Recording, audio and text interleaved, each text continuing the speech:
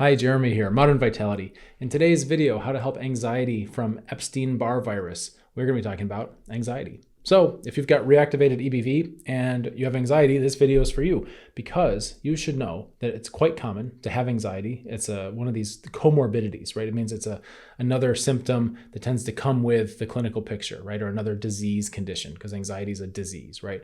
Another disease condition that comes with these clinical pictures.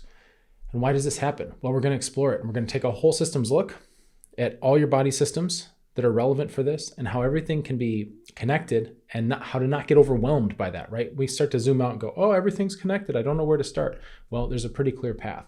So we're going to get into all this and more. Let's get started.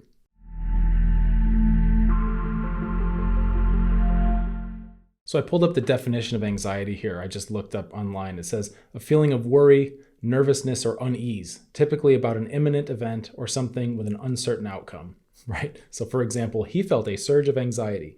And then there's another one, more of the medical definition from psychiatry, a nervous disorder characterized by a state of excessive uneasiness and apprehension, typically with compulsive behavior or panic attacks. Okay, so we can see already here that there's a spectrum with anxiety. Some of it's just a general human tendency, a general human trait to have a little bit of uneasiness about uncertainty, right? I'm going to offer the suggestion that that end of the spectrum maybe is actually normal, right? Some anxiety might actually be healthy. It might have a survival advantage for us to feel that way. And I'll speak more about this in just a moment. On the other end of the spectrum is something that completely disrupts your life, okay? And completely takes hold of you. And now has basically acted along with other symptoms you may have, like brain fog or fatigue or weird pains or whatever it is, right? Bowel issues, these things can come and kind of hijack life. And that's where it gets to be a real problem, because now it's not serving you, right? This mode that we have in our brain, right, that creates this anxious feeling at a low level, it's healthy. Maybe, right? I'm going to offer you my opinion. Again, I'm not your doctor, right? This is like for responsible adults looking to learn more. So I'm not diagnosing anybody here, and I'm sure not giving you medical advice on YouTube, right? But what I will do is I'll offer you my perspective. Some anxiety, I think, is healthy, okay? We are born as humans traditionally into a world of uncertainty. That's just the way it is. Those are the cards we get dealt. That's the game we're playing. That's the table we're sitting at. It's an uncertain world. The illusion of certainty is dangerous, right? Because people crave it. People crave certainty a lot. It soothes us. As I'm sitting here recording this video, right, I don't have to worry about my French doors exploding and glass just flying into my face, right? I'm not sitting here wearing a helmet, okay, for example, because it's just not on my radar. We want to live in a place where we have stability and certainty about our near future. And there are some things that are just so out of the realm of imagination. Like, why would my doors explode here? That's crazy, right? I don't think about a meteor falling through this ceiling and just smashing me, right? Again, I'm not wearing my helmet for this video. There are so many things. These are just the first couple I could think of off the top of my head. But if you start down this, you could go, oh, what could go wrong? So many things could go wrong, right? There could be anything could happen, okay? But for the most part, our brain doesn't tend to be that vigilant about stuff that's a very, very, very, very low likelihood. We just don't use the brain power on it. However, we are trained, our brain has evolved to have a little bit of attention paid to bad things or problems that are of a higher likelihood. So for example, the old stories of humans evolving, and you see the bush moving or something, and it's like there's a little bit of unease and all that, because you don't know what's in that bush. Is it a predator, a tiger, or whatever that wants to eat you? Or is it a bird, plucking a berry? Or is it a squirrel or something? Like, what is it? So there's a little bit of kind of built-in response where we have a little bit of a freeze, right? A little bit of a flinch. And that is a function of anxiety. It's a response to uncertainty. It's a slight unease. When we get new information and we're not sure how to handle it, right? We have this mechanism. So I'm going to tell you, in that context, I believe anxiety is our friend. A little bit of anxiety, okay? I know this is counterintuitive. Anxiety is a problem. I don't like it. It's uncomfortable. It doesn't feel good. Sure. At the low level, though, even though it doesn't feel good, it's still helpful for us. Keeps us alive. Just like exercise. It doesn't feel good, right? It's a horrible feeling, You're running till it's like, oh, I don't feel good. I want to throw up. I can't catch my breath. Or you're lifting weights or whatever, and you just feel that fatigue. It sucks. It's a horrible feeling, right? But it helps us get stronger. So, well, exercise with complex chronic health conditions it's beyond the scope of this video, right? Needless to say, don't go run a marathon if you have an inflammatory condition, because you're usually going to pay for that, right? Don't push through exercise. So I'm going to just caveat that, right? I have other videos about that. So just look at it, first of all, as anxiety is there, default, pre-programmed, right? It just comes factory installed in our brain, and it's supposed to be at a low amplitude, and it's supposed to protect us. Okay, so right away, we're going to stop alienating this feeling like it's some horrible thing your brain's doing because it's broken. It's actually doing something that it's trained to do, that it knows how to do, that's good. It's just doing too much of it. All right, too much of it. Now, at the far end, when you're having panic attacks and things like that, it's doing way too much of it. And this can be really, really frustrating. Really frustrating when we go through this process and you start to feel panic attacks, and you can feel a disconnection between your rational mind and your autonomic system happening, where your body and parts of your brain are getting revved up and freaking out. And there's another part of you watching and observing that and going, this is ridiculous. Why do I feel this way? There's nothing wrong. There's no tiger in the bush. There's not even a bush moving. Nothing's happening, right? Why do I feel this way? This hypervigilance, okay? So what I'm going to offer you are perspectives only. But what I will tell you is that it's a fun and curious perspective to take, and I find it a lot more empowering if we start to think about symptoms and unpleasant things as being signs from our body, even though they don't feel good, right? But it's our body communicating to us, to our brain. And when we see the bush move and we get a little jumpy because there might be a tiger in there, okay, that's the same mechanism you're feeling when you have a complex chronic inflammatory condition. So oftentimes, in a desire to be helpful, medical professionals, patients, like everybody kind of thinks in this one-for-one type of thinking where they try to counter things. So if you have anxiety, they say, okay, no problem. It looks like your anxiety levels are coming up. Here's a sedative to push it back down. Okay, we'll just flatline that, try to keep you balanced, right? Meantime, now you're medically dependent on sedatives. Right? Long-term, there's no path to independence, medical independence. That's a big deal, right? The people I work with, we've got a culture. In our group, we have a culture of medical independence. Is that radical? Does that mean zero meds ever? No, right? But it means on a longer timeline, you're doing things that have the likelihood of making your body more resilient and stronger, which means that you can outgrow those things, whether it's herbs, supplements, pharmaceuticals, whatever it is. And of course, you got to work with your prescribing physician on all that. We work towards medical independence. Do people get there? It looks different for different people, right? Some people still like to have herbs in their life, or they like to take certain supplements or whatever. You have things as needed, right? It's not black and white, but the intention, the way we look at our interventions is always aligned towards, is this intervention long-term going to make me more dependent on it? Think about it, okay? This is one way to look at it. So when we counter symptoms, anxiety's coming up, well, smash it down, right? Take a sedative, take a Xanny. You can do all these things. That's one way to do it, and it can help in the short term. And I will say it can help in the short term, and that's good because panic attacks are really disruptive and they're not fun. And so if you have to do something to smash that down in the short term, great. I'm not here to tell you you're wrong at all. Make it work. However, what I would offer is that long term, right? When we put out this initial fire, we want to start making long-term plans so that your underlying system can get healthier and stop generating panic, right? Your body is generating panic for you. We want to get that processed. We don't want to fight the panic, right? We want to actually work with your body and listen to the panic and go, where is this coming from, right? Nothing's wrong. Why do I feel this way? Okay, once we flipped it and we start looking that way, interesting insights will come, and we will see our problems from a whole different perspective. So we don't want to suppress it always, right? You might have to in the short term, but that's not a job done, right? We have to keep working on this. And now we have to find what's going on with my body that it would generate these things. Is my body broken and dumb? Is it stupid? Is my brain broken? No, come on, right?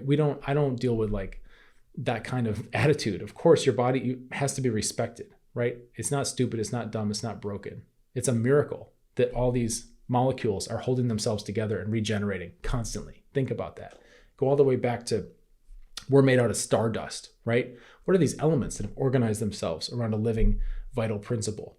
Okay, this thing's magic that you're walking around in, even if it doesn't feel that way. Even if you feel like I've got an illness, right? I've got a complex chronic mystery illness. Well, you're still alive.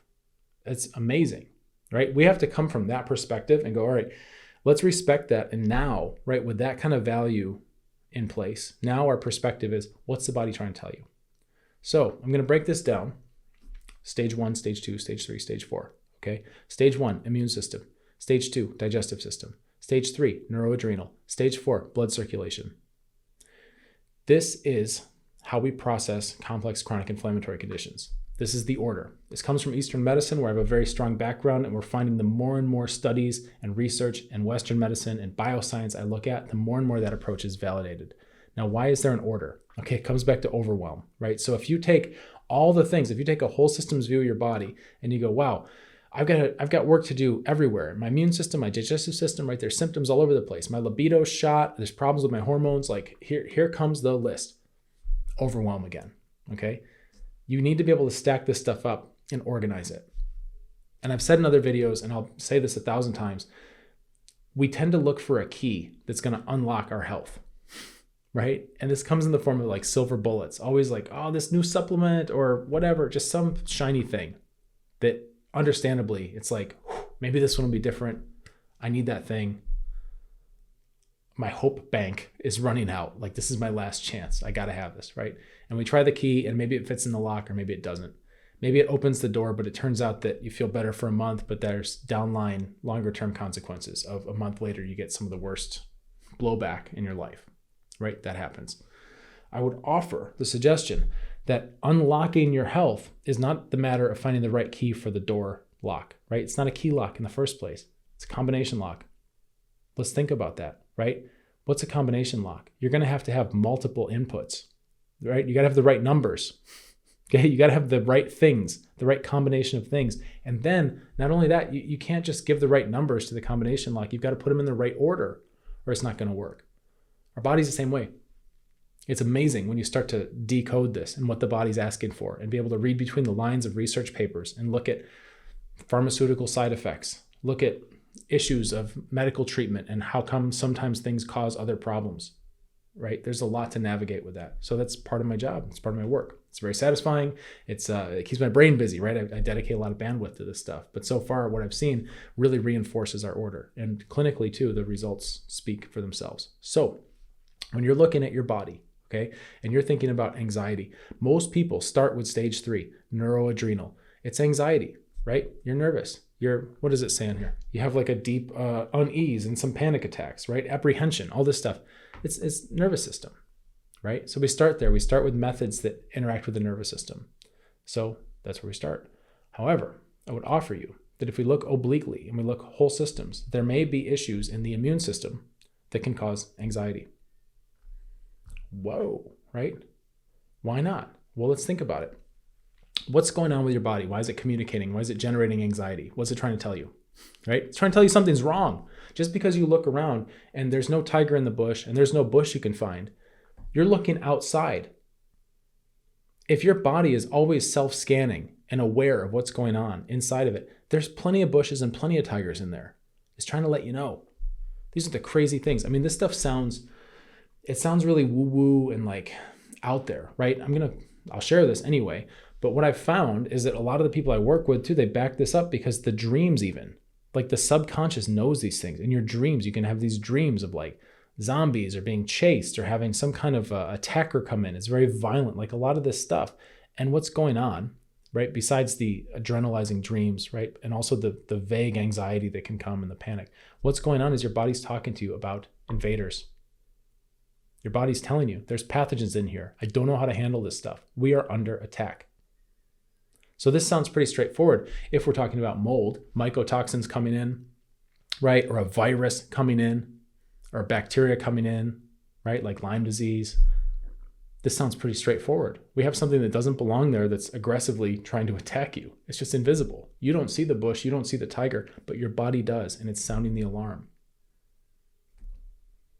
Right? Let's get on our body's side again. Let's not fight it. Let's listen to it. Oh, I'm just so uneasy. I feel like anxiety. Yeah, well, it's because there are hidden pathogens tearing you up inside. They're trying to eat your nervous system, right? They're hiding from your immune system. They're doing a lot of very advanced tricks using things like molecular mimicry to try to blend in and camouflage themselves and create autoimmune type conditions by tricking your immune system. Most people with any kind of complex chronic inflammatory condition have underlying non-specific inflammation, meaning they're always kind of inflamed, right? Everything's kind of close to the threshold anyway, and the immune system doesn't know how to be specific and actually target the right pathogens in the right way. We can help this along, right? I have a bias towards Chinese herbs, Eastern medicine, breathing exercises, these kinds of things that can actually change the immune, specific breathing exercises, not just like what you did in the yoga class once or whatever. There's very targeted things you can do to change the way the immune system can handle these types of threats. Very cool, very empowering. Sometimes the cure, right, for anxiety is not to suppress it with a Xanax. It's to actually listen to it and start working on your immune system and take out some pathogens. And then your body's not sounding the alarm so much. This is one of those things that happens with mold, especially. I had a personal experience with this where it's like heart's thumping. I'm freaking out. What is this? That's not like me. This is a strange feeling. I don't like it. And get out of the mold, start healing my body, and it's not an issue again, right? That was my body talking to me.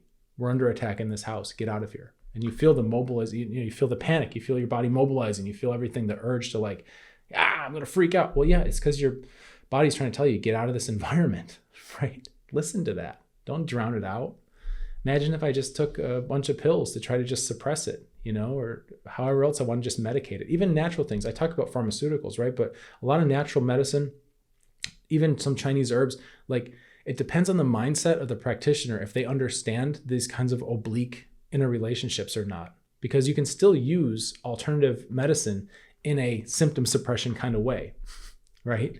It's the same strategy, it's just different tools. So it doesn't mean that just because you're using herbs that you've automatically done this whole systems type process, right? It doesn't. And we're not immune to that. We've got to keep our minds sharp, especially those in the alternative health field, right? We really do. So that's a bit of a tangent, but you want to start listening to that, okay? Maybe there's an immune component, an inflammatory component. Maybe some of the inflammation is actually in the central nervous system. Okay, pathogens love that. Once we have a leaky blood-brain barrier, which there are many things out there in the world now, especially things that have been recently invented in the medical industry that seem to cause that.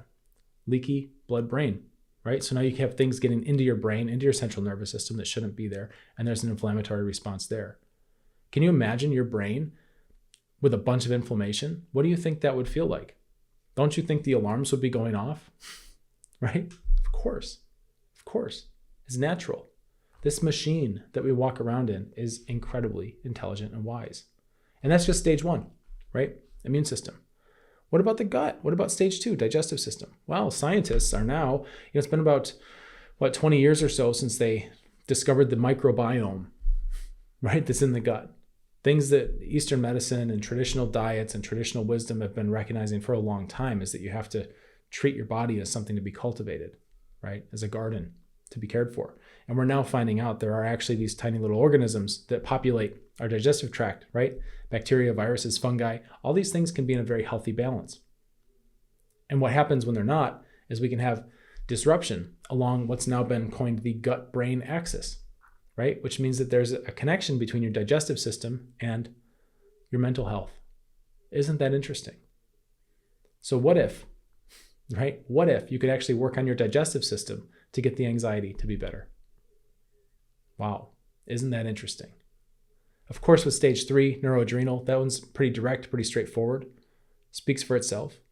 Stage 4, blood circulation. Same idea. Check this out. Your immune system and your circulatory system have a balance, okay? And they're doing like a balancing act to keep you alive as best they can. And when we have pathogens come in and they start to root down and get in there, right? They become hidden pathogens. And this can happen with viruses, mold, bacteria, like all this stuff, Candida, of course, right? There's so many of these things that can come in. And most of these chronic conditions, like anything with a mystery around it, right? Where they haven't identified a particular pathogen, I'm willing to bet that those symptom clusters are coming from a pathogen nobody's looking for or nobody's found yet. Okay, that's just I'm going to throw my hat in the ring on that one. Okay, pretty much everything complex and chronic has a hidden pathogen component. So once those pathogens are in there, there's a balance between your immune system and your circulatory system. Your immune system, right, wants to isolate these pathogens The first thing it would want to do is kill them and get them out, but a lot of times they can't figure it out because they're tricky. That's what they're designed to do, is to try to evade your immune system. It's not always a slam dunk. So they're fighting them, and then the next best thing is to contain them, keep them in one place. Now, on the other side, your circulatory system is saying, hey, we need to pump blood everywhere, right? Because we got to keep this ship alive. This vessel that we're in needs to have blood, and all the cells need fuel, right? The balance is the immune system says, hey, you can't pump the blood like a lot because I'm trying to contain this mess right here. We've got some thing in the throat, neck, wherever it is, right? Some pathogens. We're doing like a police chase. We've got the whole block sectioned off. Please don't pump all the blood, because what happens? Now you're pumping all the blood. More circulation means more pathogens going everywhere throughout the body. They can get deeper in the body. They can go to vital organs in the body, like the heart or the brain. So there's a balance. Everybody has this mechanism built in, where when we are attacked, right, we tend to have mechanisms to make us feel tired. This is one of the ways your body generates fatigue, by the way, to protect you, right? Fatigue's another one where it's a symptom that's miserable, ruins everybody's life, but it's a protective mechanism because it's like, until we can sort out these pathogens, we don't want to risk moving around and exercising and pumping blood and getting them everywhere. So your circulatory system tries to do bare minimum, right? What that means, a lot of times, cold hands and feet, right? Just low blood flow, low blood circulation. Let me ask you a question. If you have lower blood flow anywhere, right? It's basically the equivalent of being choked, being strangled. If you have low blood flow to your extremities, right, there's going to be a little bit of panic there. Hey, we're being choked. If you have low blood flow to your brain, there's a little bit of panic there, isn't there? We're being choked. The anxiety you feel with complex chronic health conditions can come from a variety of causes. Oftentimes, there's more than one. Oftentimes, they're overlapped. There are all different reasons for anxiety. It doesn't mean something's wrong with you or you're crazy for having it. One of the problems with anxiety is that you get the anxiety and then you don't understand it. And then the fact that there's something you don't understand happening that's unpleasant causes more anxiety. Okay? That's a horrible loop. Try not to fall into that. If nothing else, this video can help you break that, because you can go, hey, there's at least 4 reasons. I just learned, Jeremy said, right? There's at least 4 different reasons for this, why I feel this way. I don't need to get anxious about being anxious. I need to start getting curious about being anxious and try to figure out which one or more of those 4 is probably at play here. And I'll give you a hint. You're a connected, complex system. It's probably all of them, right? That's why going after just stage 3 doesn't tend to work, because you skipped stage 1 and 2, and you're never even going to go look at stage 4, right? Going out of order. So I hope these kinds of frameworks help you to understand this stuff, because anxiety is miserable. It doesn't feel good. We have to go into the things that don't feel good. That's where the signal is, right? We have to go through the noise and find the signal. If you're struggling with a complex chronic health condition, please know that you do not have to struggle alone.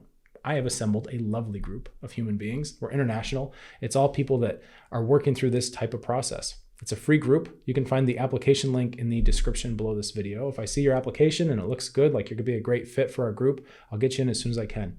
We keep it cozy. There's about 100 to 200 people is the max. That way I can answer your questions and I know who I'm talking to, and I can give like good perspectives, good information. But because I keep it small, there can be a wait. We fill up. So I'll try to get you in within the next month or 2. We have monthly cohorts. So hopefully I can get you in within the next month or 2. And I know you don't want to be waiting forever to get help. So this is the place to be. You can hang out with other people that are on a healing journey. You can ask them anything you want. You can watch me troubleshoot, because although people are on an upward trajectory in general with their health, right? I'm helping people get out of the pits of complex chronic inflammatory conditions. They do have setbacks. They do have triggers. They do have bad days. They do have flares. And you can see what happens and how we navigate that when a crash happens, and how we can get out of that using this kind of model, so that you always know what to do next. Very liberating, very liberating. So I'd encourage you to apply for the group if you think it's a good fit, if you think that would help you. And in the meantime, you can also subscribe to this channel. That way you can get more helpful information like this video, so that instead of watching TV or Netflix or just scrolling a mindless feed, which we all do sometimes, right? Instead of that, though, maybe you could teach YouTube to send you more videos that help you reclaim your health and get your life back, right? Wouldn't that be cool? All right, let's get you feeling better.